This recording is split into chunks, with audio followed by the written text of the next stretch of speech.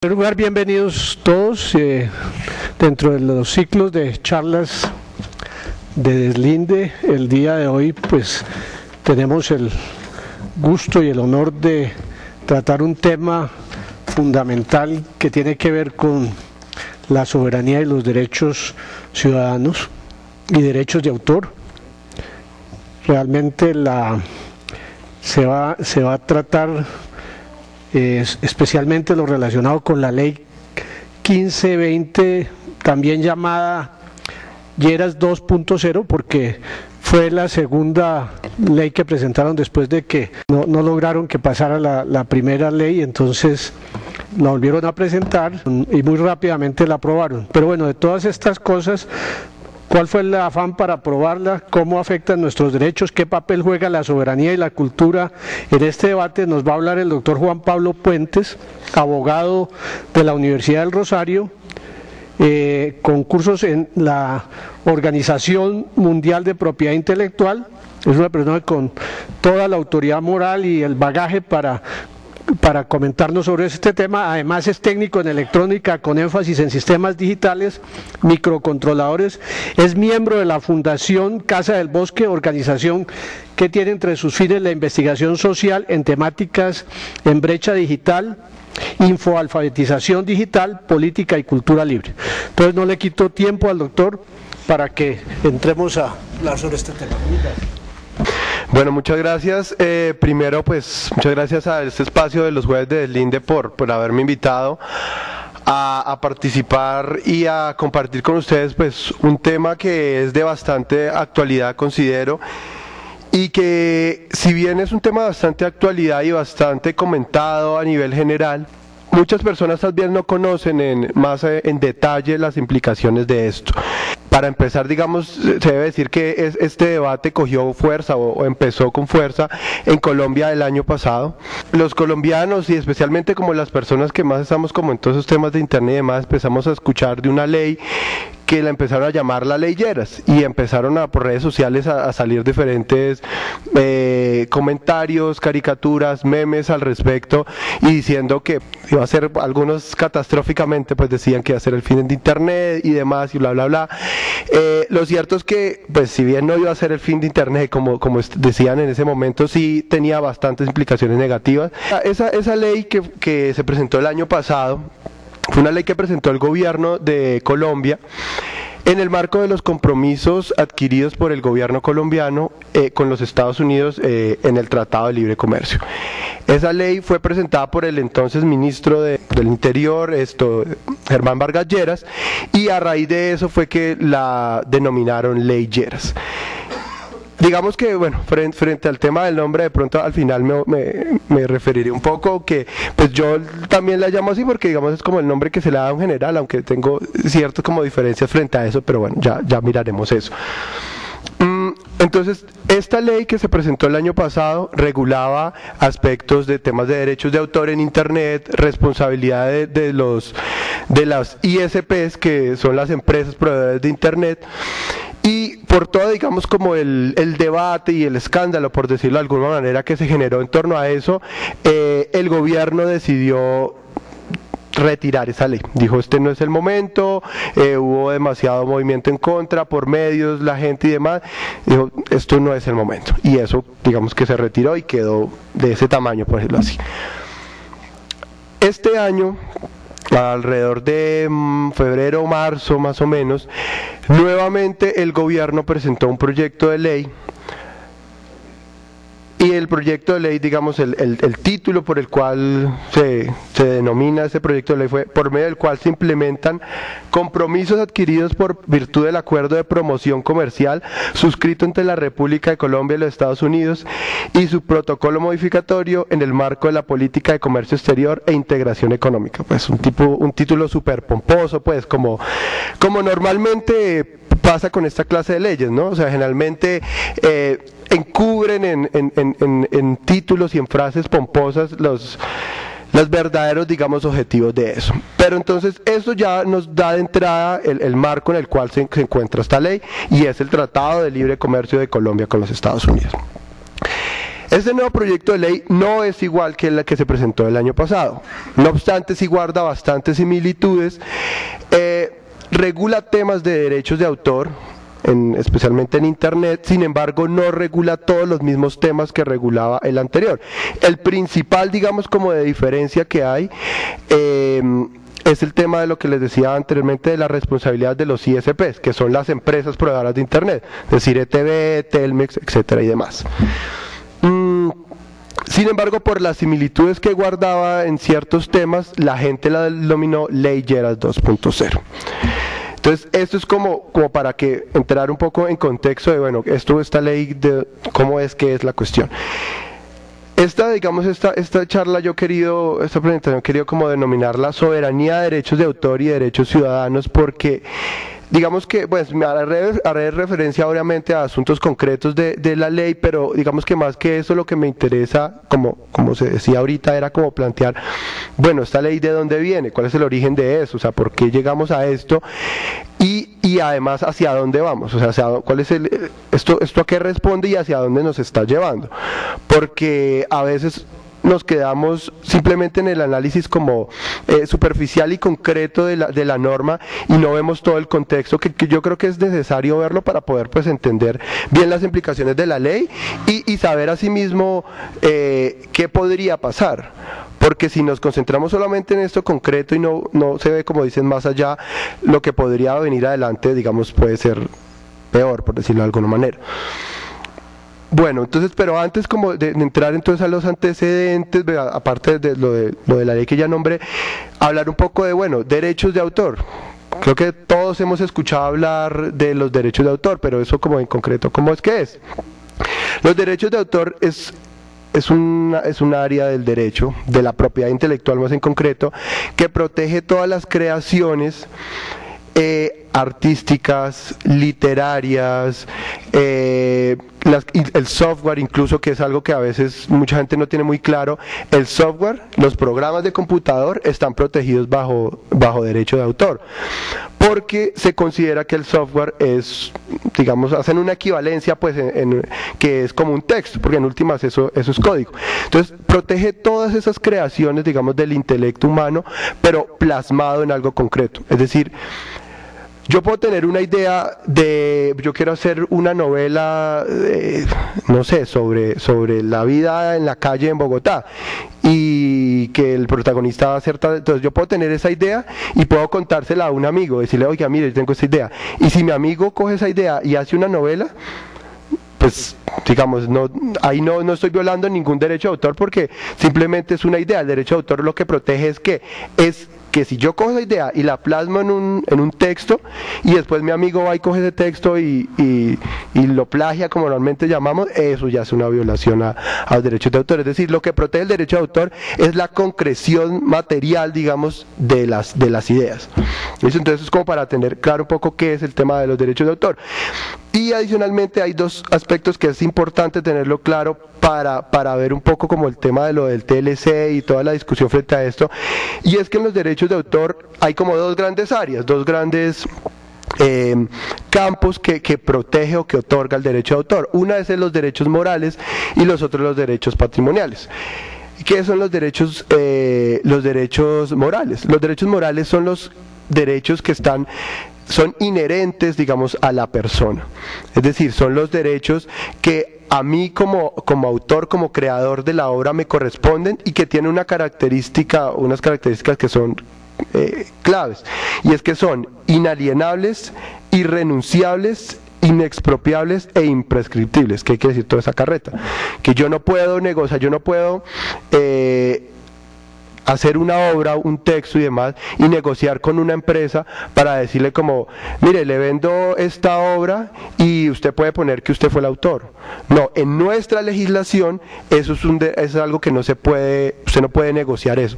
O sea, usted es autor per se y no tiene además un término de vencimiento. O sea, en este momento las obras que se escribieron hace 500 o 1000 años siguen siendo de los autores, pues, o sea, tienen el derecho a que se les reconozca, ¿sí me entiendes? Pues, y esos derechos morales no tienen un carácter económico, pues por todas las características que ya dije. Pero adicionalmente, entonces, estos derechos morales se reconocen acá en Colombia y se reconoce en general en todo el sistema jurídico del cual hacemos parte nosotros, que es el sistema romano-germánico, pues de derecho continental, que es el que está en España, Francia, Italia, etcétera. Y por otro lado están los derechos patrimoniales. ¿Qué protege los derechos patrimoniales? Pues claramente, como su nombre lo dice, lo que importa ahí es la parte económica, la parte patrimonial. Entonces ahí eso me da derecho en el derecho moral, por ejemplo, el más importante es el de paternidad, como dije ahorita, que a mí se me reconozca por siempre que soy el autor. Y en la parte de los derechos patrimonial, lo importante es el aspecto económico, es decir, que a mí me dan el derecho de explotar mi obra, de vender mi obra y que tenga el monopolio de esa durante cierto tiempo que... Digamos, el mínimo según los tratados internacionales son 50 años, y ahorita miraremos ahí un poco en concreto de la ley. Entonces yo tengo el derecho que durante 50 años, por ejemplo, yo puedo explotar económicamente como monopolio, pues solamente yo tengo el derecho a explotarla. Si yo quiero, puedo transferir mis derechos, puedo venderlos, bueno, etcétera, etcétera. Pero entonces en la parte de derecho patrimonial lo que importa es el aspecto económico. Esta distinción, ¿por qué es importante? Porque, como les decía ahorita, los derechos morales se reconocen en nuestro sistema jurídico, pero en el sistema anglosajón o de common law no se reconocen.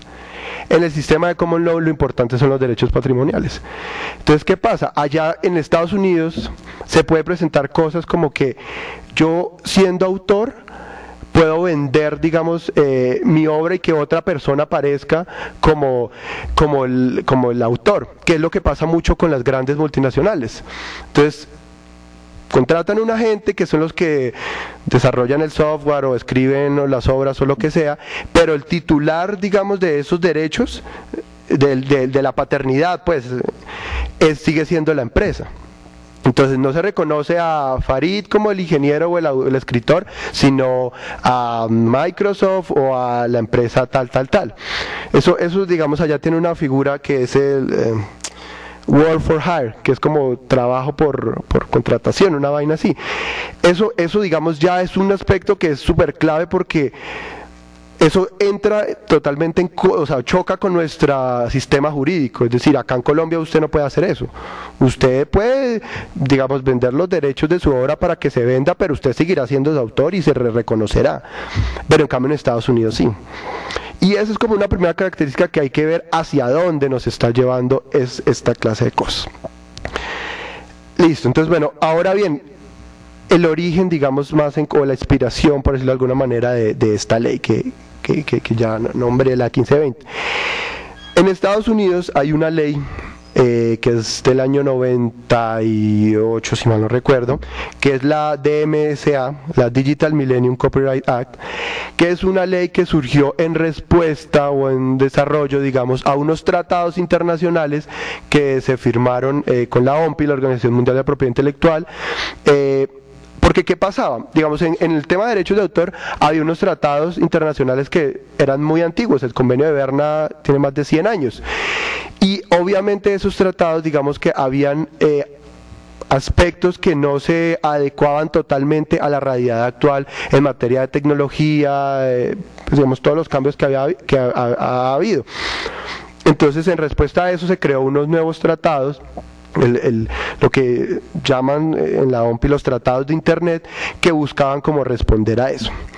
El gobierno de Estados Unidos, como justificación, digamos, a eso, diciendo como justificación que en respuesta a esos tratados se crea esta ley. No obstante, esta ley va más allá, como es usual con Estados Unidos, de lo que eran esos tratados, y como ya veremos ahorita, la ley esta que nos metieron nosotros va incluso más allá de eso.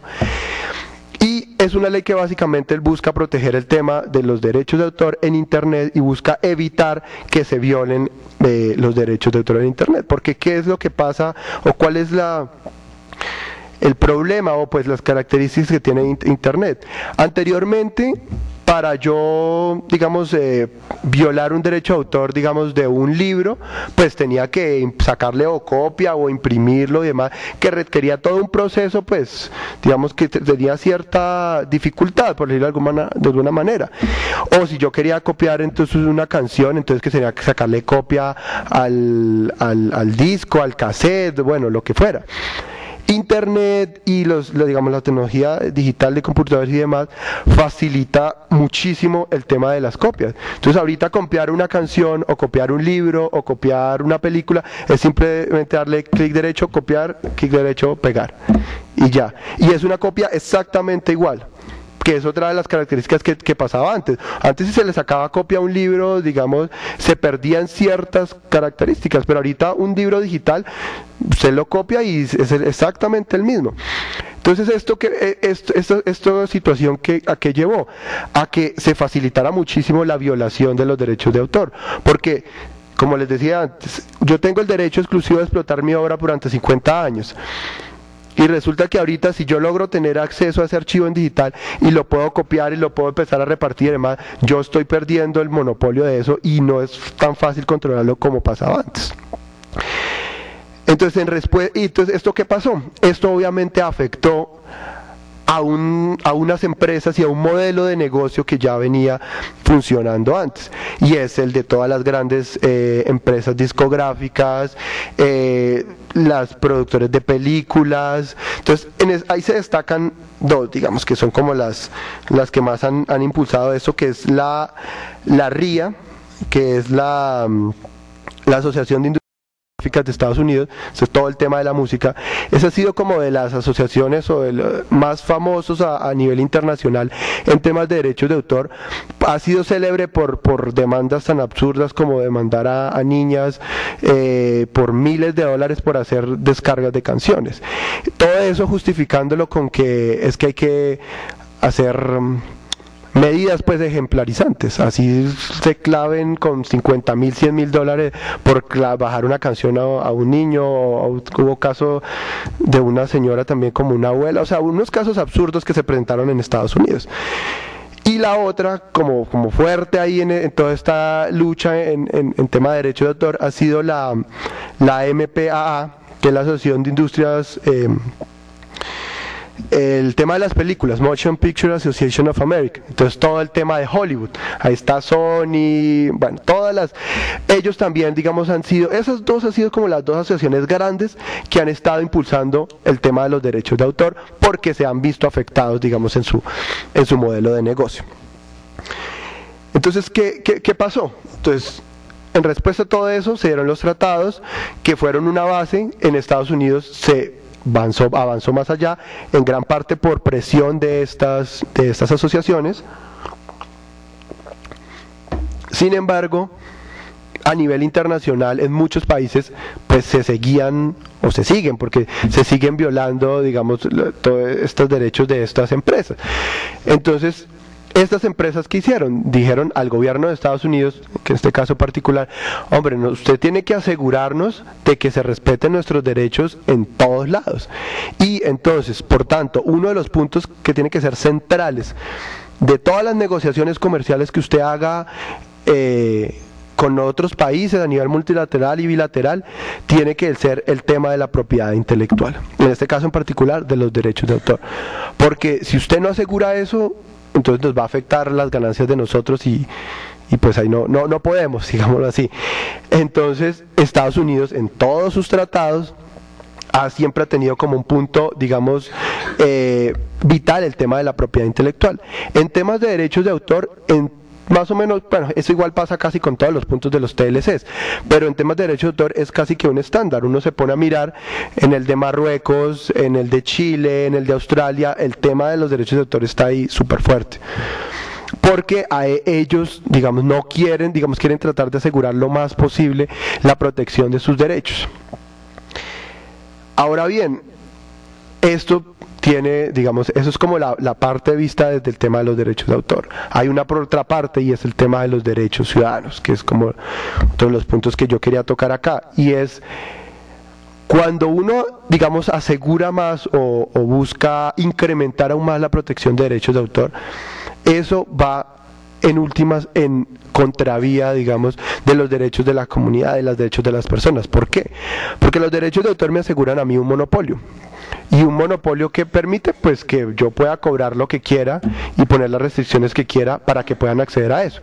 Entonces listo, yo produzco música o cualquier clase de obra artística cultural y digo, mire, es que yo estoy produciendo cultura y estoy haciendo un aporte a la cultura y eso me costó plata, entonces usted me tiene que pagar. Y entonces me tiene que pagar lo que literalmente, como dicen, lo que a mí se me dé la gana, pues porque eso es resultado de mi trabajo y yo cobro lo que quiera. Pero entonces la filosofía, sin embargo, eso ya es un abuso pues de lo que se supone debería ser, porque la filosofía de los derechos de autor y la propiedad intelectual es que debe haber un equilibrio, pero en la práctica lo que pasa es que eso no sucede así. Hay claramente un desequilibrio. Entonces las empresas cobran, digamos, sumas supremamente altas, imponen muchas restricciones y eso en últimas va, ¿qué? Pues en desmedro de los derechos de las personas. Entonces, ¿qué derechos en concreto, digamos, uno podría ver que se afectan de las personas? Derecho a la cultura, derecho a la educación, libertad incluso de expresión, podría uno verlo ya en el caso de derechos de autor, como vamos a ver ahorita un poco más en concreto. O sea, hay varios derechos que uno, digamos, podría ver que están como en conflicto y que según la filosofía de cómo deberían ser los derechos de autor, no debería ser así, sin embargo en la práctica es así y la tendencia es a que haya cada vez más desequilibrio a favor de los autores y más que de los autores como tal, de las grandes empresas, que en última son los que se benefician de todo eso. Ahora bien, ya entonces entremos como un poco más en concreto. Esto es como el origen y de dónde viene toda esta ley. Ya al principio les comenté por qué el nombre y demás y cómo llegamos a esto, pero en concreto, ¿qué tiene esa ley? Entonces, esa ley, lo primero que hay que decir es que se aprobó por aplanadora pues en el Congreso. Fue una ley que ha pasado, yo creo que la historia, como una de las más rápidas en ser aprobada. Eso en un transcurso de menos de un mes prácticamente se aprobó. Entonces ahí es cuando surge una de las preguntas que está para la charla, es bueno, ¿y por qué ese afán para aprobarla? Pues porque esa ley era un requisito para la implementación del TLC. Es decir, el TLC que se firmó entre Colombia y Estados Unidos, haciendo referencia, tenía toda una normatividad, más 1000 páginas, etcétera, de diferentes normas. Sin embargo, muchas de esas normas que estaban, o de lo que se acordó en el TLC, iba en contravía o no se adecuaba a nuestra normatividad interna. Entonces el gobierno, como parte de sus compromisos, tenía que arreglar o adecuar sus normas para adecuarlas a las normas del TLC. Y en la parte referente a derechos de autor tenía que sacar una ley que reformara varios aspectos para adecuarse al Tratado de Libre Comercio. Entonces lo primero es, pues esa ley, el afán era porque querían implementar rápido el TLC. Y más en concreto lo que se presentó ahí es porque Santos quería tenerle pues como una muestra pues de su gran docilidad con Estados Unidos, lista la ley. Y quería que en la Cumbre de las Américas, pues sale, mire, nosotros le logramos aprobar esta ley, ya en todo lo del marco del TLC vamos muy bien, entonces tiene que seguirnos ahí como ayudando, tal y demás. Entonces el afán de esta ley fue simplemente adecuar la normatividad colombiana a el Tratado de Libre Comercio y en últimas a toda esta normatividad que como les vengo diciendo, pues viene en últimas es a favorecer a sus grandes empresas. Y esto se pasó por encima del debate que se debería dar, que se supone que debe tener una ley, y pues mucho más obviamente de los derechos de las personas, porque incluso mucha gente criticaba y decía, hombre, yo no me opongo del todo a la ley, pero hombre, por lo menos demos un debate tal, y el gobierno dijo, no, acá esto hay que publicitarlo y hay que sacarlo rápido. Entonces ya de entrada el primer problema que uno ve es que una vaina antidemocrática, pues, o sea, sin mayor debate y demás, la fueron metiendo, pues. Otro, digamos, como de los problemas, bueno, eso es más poco de índole procedimental, pero de pronto es como bueno mencionarlo, que de hecho eso es uno de los argumentos que el senador Jorge Enrique Robledo demandó esta ley, tanto por razones, digamos, de fondo, como por razones de procedimiento. Y uno de los puntos que argumentó es que, además de que lo hicieron rápido, lo hicieron chambón, porque las leyes en el Congreso requieren la ley quinta pues tiene toda una normatividad de que cada comisión tiene ciertas temáticas y se debe tramitar por ciertas temáticas. el gobierno lo tramitó por comisión segunda, argumentando que, pues, porque la comisión segunda es todo el tema internacional, entonces que como esto respondía a un tratado internacional y demás, entonces que debía ir por ahí. Sin embargo, pues esto claramente se ve que afecta a derechos fundamentales, tiene que ver con temas de derechos de autor y por tanto tenía que ir por comisión primera. Pero pues no se hizo así, porque además, entre otras cosas, ¿cuál también es otra de las razones de esto? Comisión segunda les garantizaba una aprobación más rápida.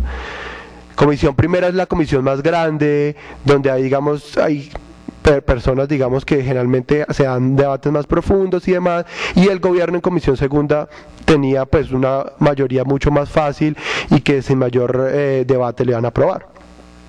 Y efectivamente así lo hicieron, lo pasaron por segunda y lo aprobaron. Bueno, ahora entonces para entrar más en concreto de la ley entonces de entrada trae un aspecto problemático y es cuando entra a definir el lucro. Entonces, la ley trae toda una lista de diferentes definiciones y empieza en el artículo segundo. Dice, lucro es ganancia o provecho que se saca de algo. Entonces, ganancia o provecho que se saca de algo puede ser todo. Pues, o sea, el provecho, yo le puedo sacar provecho a este vaso de agua, la salud, no sé, o sea, es una definición supremamente amplia.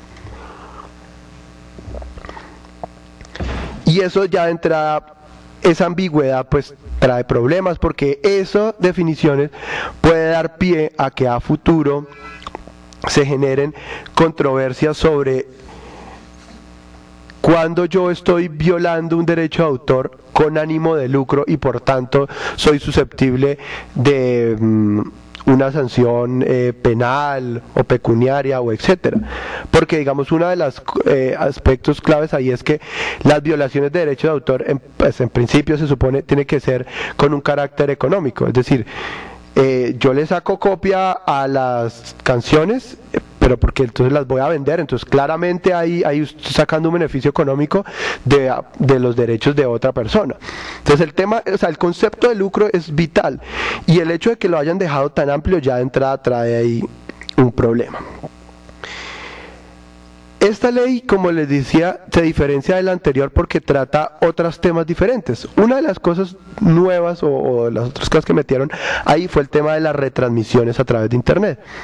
Entonces dijeron que todas las retransmisiones de señales de televisión y demás quedaban prohibidas. La única forma de que yo pueda hacer eso es con la autorización del titular. Entonces, por decir algo, Caracol, pues tendría que hablar con Caracol y decirle, oiga, mire, es que yo quiero retransmitir eso porque, no sé, yo estoy por fuera o en tal lado y acá no me puede llegar la señal y miremos a ver. Entonces tendría que uno entrar a negociar con todos estos grandes canales para poder retransmitir la señal, lo cual pues de entrada es pues una cuestión bastante absurda, pues. Y el problema es que además no fija excepciones, o sea, fija una prohibición absoluta.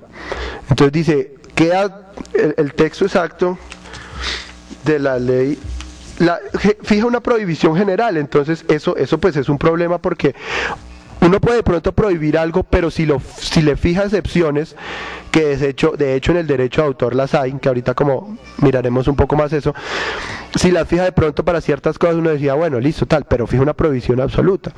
Entonces el gobierno dice, no, pero es que hay que mirar de pronto otras normas y otras excepciones, pero tal y como quedó el texto como tal, no fija excepciones y toca entrar directamente a negociar con los autores.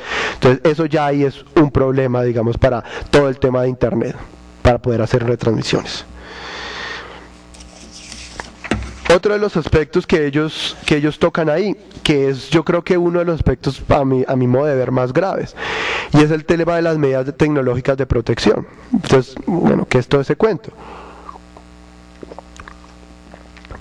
Los tratados de internet que yo les comentaba antes que habían surgido en la década de los 90 en la OMP y demás, fijan la obligación para los estados de brindarle protección a las medidas que toman los autores para evitar que se violen los derechos de autor. ¿Esto qué quiere decir? Los programas de computador, no sé si alguna vez ha visto, bueno, con los juegos o con muchos otros programas, traen protección anticopia. Es decir, yo ese CD lo puedo usar para instalarlo en el computador, e incluso algunos programas requieren, para usarlo, tener metido el CD. Yo no le puedo sacar copias para distribuirlo y demás. Entonces, utilizan todas medidas tecnológicas para restringir la posibilidad de copia, porque precisamente ellos no quieren que se generen, digamos, que se comparte y demás, sino que si yo lo compro y mi amigo lo quiere tener, no, pues tiene que pagarme también. Entonces, las medidas tecnológicas de protección es todas esas medidas que utilizan los actores, utilizando herramientas tecnológicas para evitar la violación de sus derechos. Entonces, ¿qué pasa? Las medidas tecnológicas de protección, en principio, pues el Estado, como parte de esos tratados, debe brindarle cierta protección y demás. Y anteriormente, si yo me saltaba una protección anticopia, que es el ejemplo clásico de una medida tecnológica de protección como la de los CDs, yo tenía responsabilidad siempre y cuando hiciera esa violación de esa medida para violar un derecho de autor. Es decir, yo cojo y le quito la protección anticopia para poder sacar copias que luego voy a vender. Si yo le quitaba la protección anticopia para, por ejemplo, sacar una copia para mi uso privado, yo no tenía problema. Porque sí, listo, efectivamente, violé una medida de protección, pero yo no la estoy utilizando para violar el derecho de autor, sino es para, digamos, una cuestión personal, que está dentro de las excepciones y limitaciones que contempla la ley. Esta ley cambia, hay una cosa que es fundamental, y es que tiende a objetivizar, vemos que un término jurídico, y es que por el simple hecho de violarme o de saltar esa medida tecnológica de protección, ya tengo responsabilidad, sin importar si yo me la salté para vender copias, o para mi uso privado, o para dársela a mi mamá, a mi hermana, a mi novia, lo que sea. Entonces, eso ya es un problema, porque primero, es una violación de un principio constitucional, y es el de la buena fe, porque está presumiendo de entrada que si yo violo eso es porque yo voy a hacer algo de mala fe, y está objetivizando la conducta. Es decir, o sea, por el simple hecho de violar ya tengo responsabilidad. Se presume que quien vulnera la medida tecnológica de protección es para violar un derecho de autor. Entonces, esto ya es una cosa, pues, que claramente es, a mi modo de ver, arbitraria, y va en contra de los derechos de las personas, porque me está además restringiendo el uso de las excepciones y limitaciones que yo por ley tengo derecho. Hay ciertos usos que yo tengo derecho a hacer como parte de la filosofía de los derechos de autor, y es de buscar ese equilibrio. Pero con cosas como esta, lo que está es afectando totalmente ese equilibrio, porque ya voy a ser responsable simplemente por el hecho de haber violado eso. Entonces, ese es un punto ahí clave. Y entonces viene el tema de las excepciones. Como les decía, en la ley y en los tratados, porque eso viene desde los tratados, hay unas excepciones para ciertos casos que yo le puedo dar a las obras, que en principio podrían ser infracciones al derecho de autor, pero que para garantizar ese equilibrio entre derechos ciudadanos y derechos de los autores se dan. Entonces, por ejemplo, otro ejemplo clásico, las bibliotecas. Entonces, el derecho que tienen las bibliotecas para usar sus libros y prestarlos, el tema del uso educativo para citas, por ejemplo, yo en clase puedo perfectamente tomar notas de lo que dice mi profesor y las puedo usar, no hay problema. Eso en principio, digamos, en otro contexto podría crear problemas, pero en un contexto educativo no hay problema, yo lo puedo grabar, lo que sí no puedo, bueno, y hay ciertas cosas, después hacer ciertas distribuciones, hay ciertas, digamos, límites, digamos, pero hay unas excepciones que la ley me permite para que esos derechos de autor no terminen afectando tanto mis derechos. Esta ley menciona unas excepciones, pero son completamente insuficientes. Entonces el gobierno, uno de los argumentos que daba era que, hombre, es que nuestra normatividad en derechos de autor ya está muy anticuada, necesita actualizarse y demás, lo cual es totalmente cierto. Nuestra ley de derechos de autor, que es la ley 23 del 82, pues tiene 20 años. En estos 20 años, pues muchas cosas han cambiado en la materia y efectivamente hay que actualizarla. Sin embargo, la actualización que hizo el gobierno, no respondió a la actualización que debía hacer. Un ejemplo concreto es el tema de la excepción para las personas con discapacidad visual. Actualmente, con la normatividad que hay un vacío frente a eso. Las normas actualmente no permiten, porque ¿qué pasa? Dentro de mis derechos que me dan a mí el derecho de autor, que yo les nombraba al principio, está el de decidir si se le hacen modificaciones o no a mi obra. Entonces, si yo hago un libro escrito, para que alguien haga un audiolibro de mi texto, tiene que contar con mi autorización. O si voy a hacer una versión en braille, o si voy a hacer, bueno, diferentes, todo eso tiene que contar con la autorización del autor. En otros países, en ciertos países, la ley contempla excepciones para el caso de personas con condición de discapacidad. Es decir, si yo saco un libro y una persona dice, oiga, este libro está bueno, yo quiero sacar una versión en braille, no van a tener que venir hasta mí y decirme, oiga, Juan Pablo, mire, es que yo quiero sacar una versión en braille, pues negociemos ahí los derechos y tal, y cuánto me cobra y tal. Por ley hay una excepción que me permite que se haga esa obra sin tener que pedirle permiso al autor. ¿Por qué? Porque pues obviamente con eso estoy permitiendo que no dependa del autor que haya versiones aptas para que las personas con condición de discapacidad visual puedan acceder a estas obras. Eso no está ahorita. Actualmente, digamos, eso se da más por una cuestión de laxitud de los autores y demás, que obviamente no... Pero en la ley como tal no está, y esta, o sea, la ley general de derechos de autor, y esta nueva ley que toca el tema de las excepciones, no tocó en ningún sentido eso. Tocó las excepciones, pero pues las tocó como, pienso yo, como tampoco para disimular un poquito la cosa, ¿no? Porque pues tampoco puede ser tan extremo. Entonces fue completamente insuficiente en el tema de excepciones, y todo lo que quedó ahí fue una cuestión, digamos, mínima como para garantizar los mínimos que se tocaba. Hay un caso súper claro ahí, que es uno de los que me parece también más absurdos, y es el tema, volviendo al tema de las bibliotecas. El tema de las bibliotecas, ¿qué dice? Entonces son como 6 o 7 excepciones. Y entonces dice en el E del artículo 15, que habla de las excepciones. Se considera como excepción el acceso por parte de bibliotecas, archivos o instituciones educativas sin fines de lucro a una obra, interpretación o ejecución o fonograma a la cual no tendrían acceso de otro modo, con el único fin de tomar decisiones sobre adquisiciones. ¿Eso qué quiere decir? Pues yo puedo accederla, pero para evaluarla si la compro o no.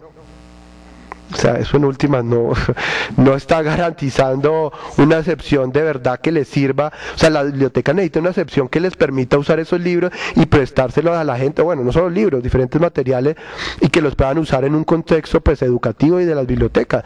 Según esta ley, solamente van a poder usarlo, es decir, copiar una canción, un texto, lo que sea, para evaluar si lo compran o no lo compran. O sea, en últimas es algo inocuo. Y ese es uno, por ejemplo, de los casos que, pues, absurdos ahí al respecto.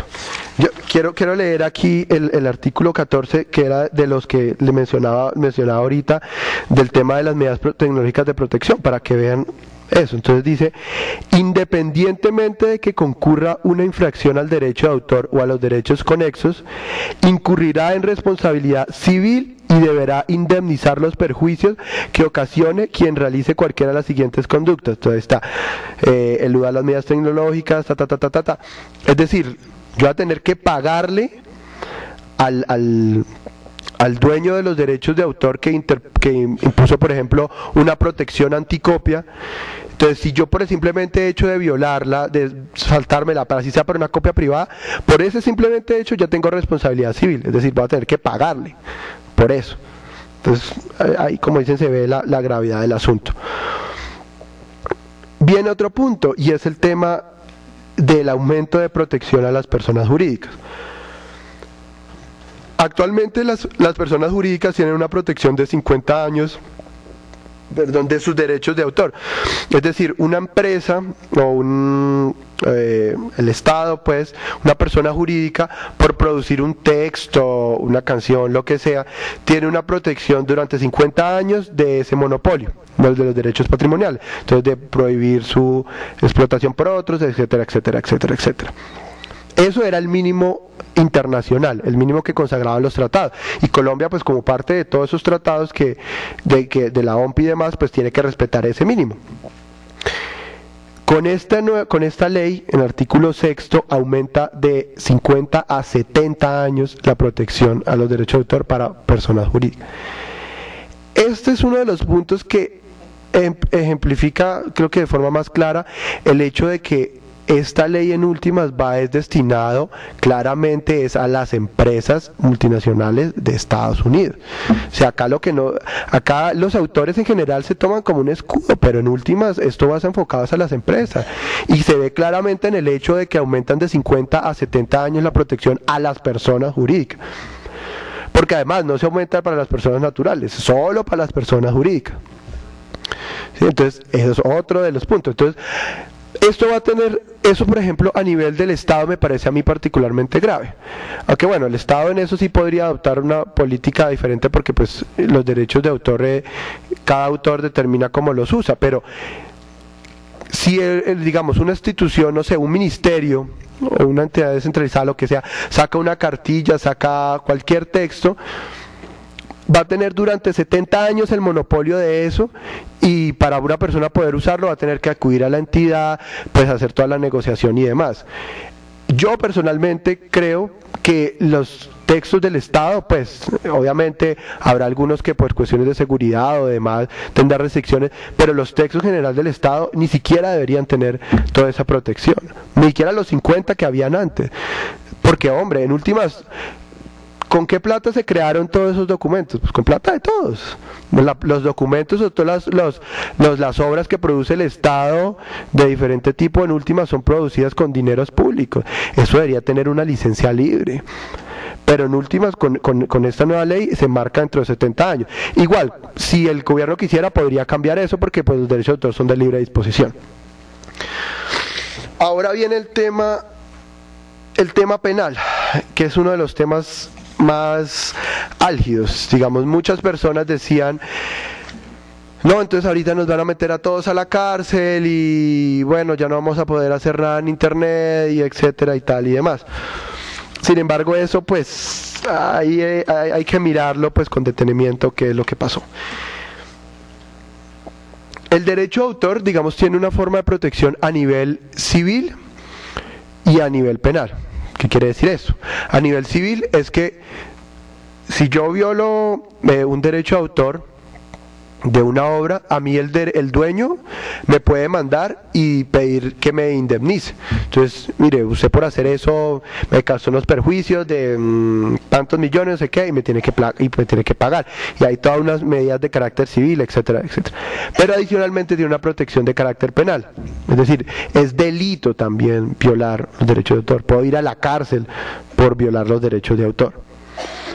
Y esto pues no es de esta ley, eso es algo que viene desde muchísimo antes.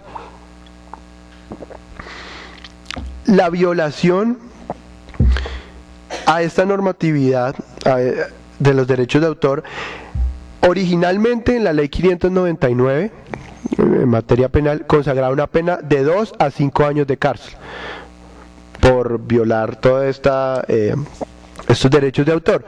Entonces esa era la norma original, eso es hablando del 2000, hace 12 años. Posteriormente vino la ley 890 y entonces ya se pasó de 32 a 90 meses, es decir, como de 3 años a 7.5 años. Y finalmente la ley 1032, que es del 2006, pasó de 4 a 8 años de cárcel. Es decir, a mí en este momento me pueden meter hasta 8 años de cárcel por violación de derechos de autor. Esto, como les digo, no es de esta ley, eso ya venía. El que le aumentó a 8 años fue la ley 1032, eso ya venía. ¿Qué le agregó o qué cambia con esta ley, con la ley 1520? El delito tenía todas unas palabras, los verbos pues, que llaman a nivel penal, de lo que constituía el delito. Entonces, por comercializar, por... Tiene toda una lista, la verdad, bastante larga de eso, de lo que constituía una violación a derechos de autor y por tanto susceptible de ser penalizado.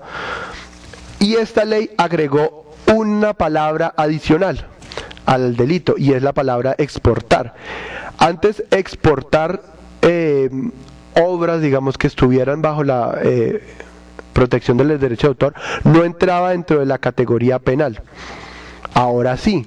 Entonces, bueno, uno dirá, bueno, y eso como que en términos prácticos, ¿qué significa? Uno de los problemas o de los puntos que han identificado todas estas grandes empresas y grupos de lobby internacionales, como de los problemas que los afectan, es el tema de las exportaciones de obras que violan los derechos de autor. Entonces hay países en los cuales pues hay verdaderas industrias de violación de los derechos de autor y donde lo exportan. Un ejemplo clásico, más a nivel de propiedad intelectual en general, pero a nivel de derechos de autor también, es China.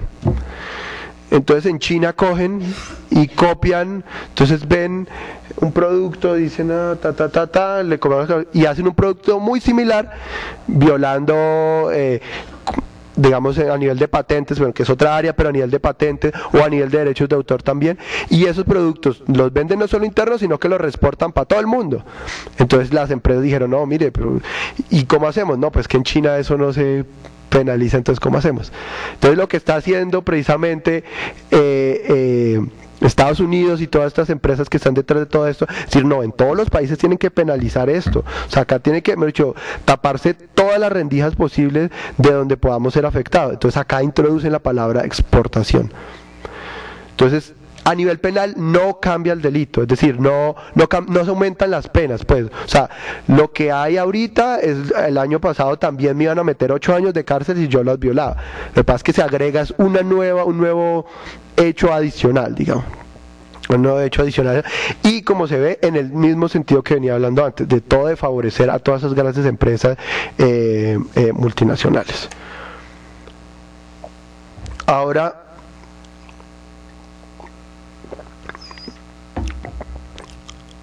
Ahora bien, eso es como en términos generales la ley. La idea también de esta charla era como plantear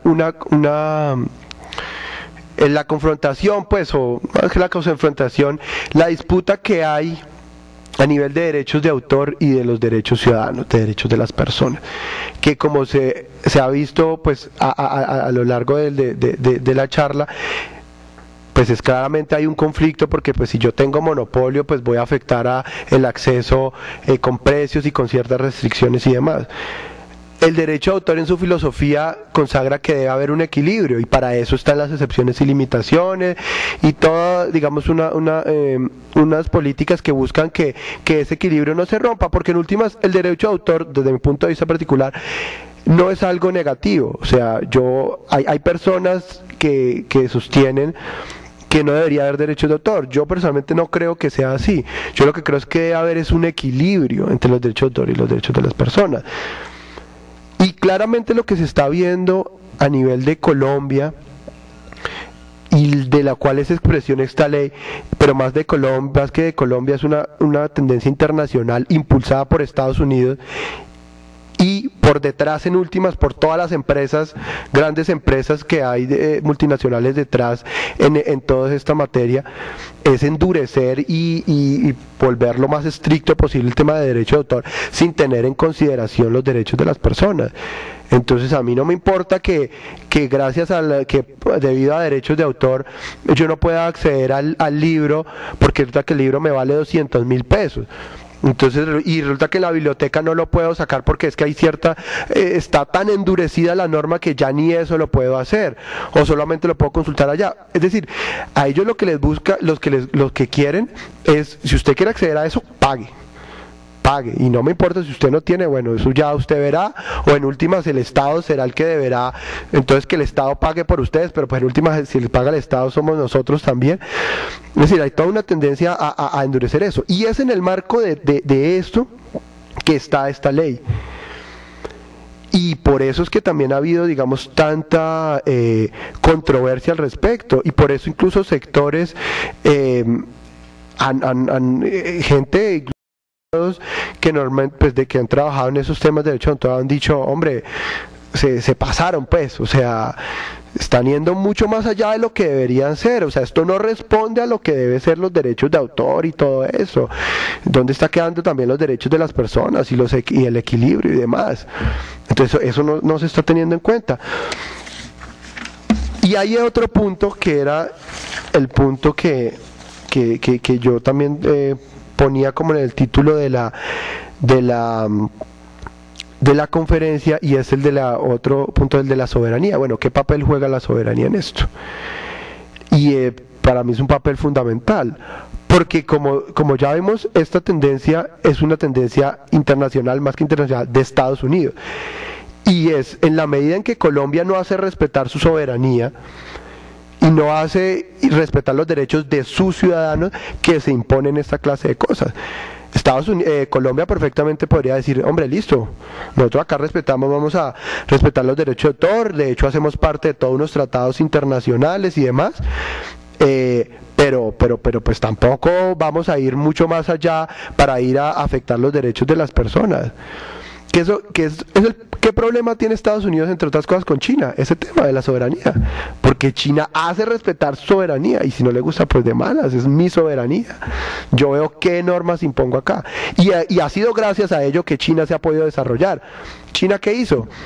Cogió y dijo, listo, vengan, tal, instalen sus cosas o sus productos y tal y demás, pero entonces mientras tanto iba copiando y empezó a producir. ¿Con base en qué? En la copia.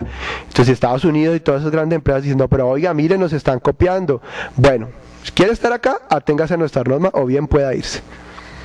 Y así fue que se desarrollaron. Entonces ellos luego aprendieron y ya están produciendo sus propias cosas, porque es que la base del progreso de la humanidad históricamente ha sido la copia. O sea, el conocimiento no sale de la noche a la mañana. O sea, si yo voy a escribir un libro, no fue que un día todo por iluminación divina se me vino el libro, no, eso es influencia de autores que yo he leído, de cosas que he visto. Todo el conocimiento es una construcción colectiva de la humanidad.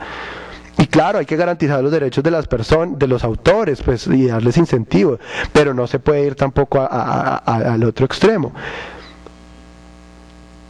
¿Y hacia dónde vamos? Entonces, ¿qué es lo otro? Y vamos es hacia allá, a endurecerlo lo más posible, y por todas las formas posibles. Entonces Estados Unidos está mirando por tratados bilaterales, pero también a nivel multilateral. Entonces hay otra de las grandes como debates o puntos que se vio ahí por redes y demás, fue el tema de ACTA, aunque Colombia no hacía parte de eso.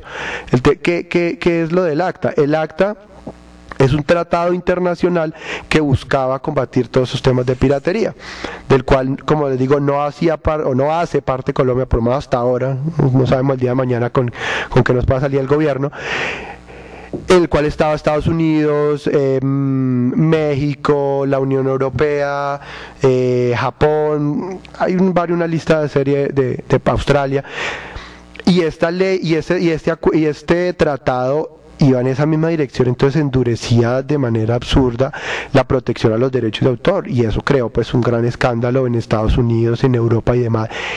Y a raíz de la movilización de la gente, de hecho el año pasado en Europa hubo un día en que colectivamente, simultáneamente, en varios países de Europa hubo protestas ciudadanas en contra del ACTA. Y resultado de esta movilización, el 4 de julio, el Parlamento Europeo rechazó el ACTA. Pero esto se logró ¿cómo? Gracias a que la gente se movilizó y todo un movimiento en contra de esto. En México, ¿qué pasó? En México algo por el estilo, entonces tuvo todo un movimiento de la gente y demás, y el escándalo y bueno y demás, y lograron que el Congreso, el Senado mexicano el 25 de julio rechazara la ratificación del acta. Entonces eso es para mostrar que la tendencia es claramente a endurecer las normas de derechos de autor, pero esa es la tendencia, pero hay que responder frente a eso. Porque la pregunta que surge ahí, bueno, y frente a eso nosotros como ciudadanos, ¿qué hacemos? ¿Nos quedamos quietos esperando que ya el día de mañana nos cobren hasta por cantar la canción de los pollitos? Porque hay, o sea, en Estados Unidos llega a cosas tan absurdas como derechos de autor sobre la canción del Happy Birthday. Entonces, o sea, esas son las clases de cosas. Mire, estaba leyendo yo ayer, aunque yo no sé todavía qué tan verídico sea, pero la verdad no se me hace extraño viendo los casos que ha habido. En Canadá, un libro de arte visual. No lograron llegar a acuerdo con los dueños del derecho de autor y entonces no pudieron incluir las imágenes. Un libro de arte, sin imágenes. O sea, esa clase de absurdos es en los cuales se llega. Como le digo, yo esa noticia la leí ayer, no he verificado fuente qué tan cierto sea, porque a veces también no encuentro, pero con los casos que se han visto en temas de derecho de autor, la verdad no se me hace nada raro. Entonces, si nosotros como ciudadanos no defendemos nuestros derechos y nuestras libertades, pues ahí por delante se las van a llevar. Y entonces, ¿qué es lo que toca hacer? Pues primero, pues conocerlo, o sea, saber qué es lo que están haciendo, ¿no? Porque uno no se puede quedar simplemente, ay, sí, eso es malo, nos van a acabar con el internet, no, pues hay que tener argumentos, pues. Y una vez conociendo el tema, es decir, bueno, hagamos algo, organicémonos, creemos grupos, no sé, hagamos marchas, alguna cosa. Porque el problema es que si la gente, ¿por qué pasó esta ley? Pues porque no hubo toda la movilización ciudadana necesaria para detenerla.